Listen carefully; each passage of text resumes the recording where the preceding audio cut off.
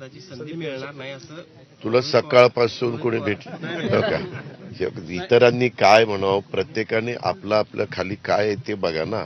आमचं कशाला काळजी करता? आमची काळजी करायला आम्ही सर्व आमदार, आमचं महाविकास महायुती आणि माझ्या पक्षाच्या बरोबर असणारे सगळे आमचे नेतेगण कार्यकर्ते खंबीर आहेत.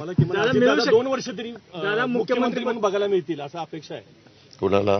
जनतेला. ते आमचं आम्ही ठरवू. मंत्रिमंडळाचा काय फॉर्म्युला ठरलेला आहे? जुन्या मंत्र्यांना कंटिन्यू करणार आहात? आणि निवडून आलेले जे सगळे नेते आहेत ते आमदार आता त्यांनी यशवंतराव चव्हाण साहेबांचा विचार आहे तो ठेवला नाही असं कालच्या प्रेसमध्ये शरद पवारांनी म्हटलेलं नाही तुम्ही कसं बघता? आम्ही आलोय ना, आम्ही ठेवलंय ना.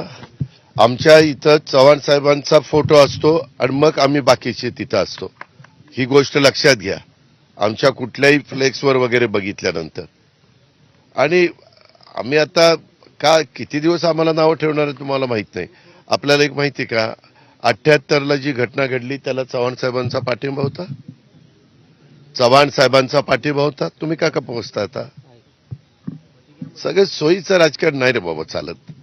आम्ही केलं की ते चुकीचं. आम्ही आजही म्हणतोय ना की आम्ही चव्हाण साहेबांच्याच विचारांनी चाललेलो आहे, शाहू फुले आंबेडकरांच्याच विचारधारेने चाललेलो आहे. आम्ही सांगतोय ना.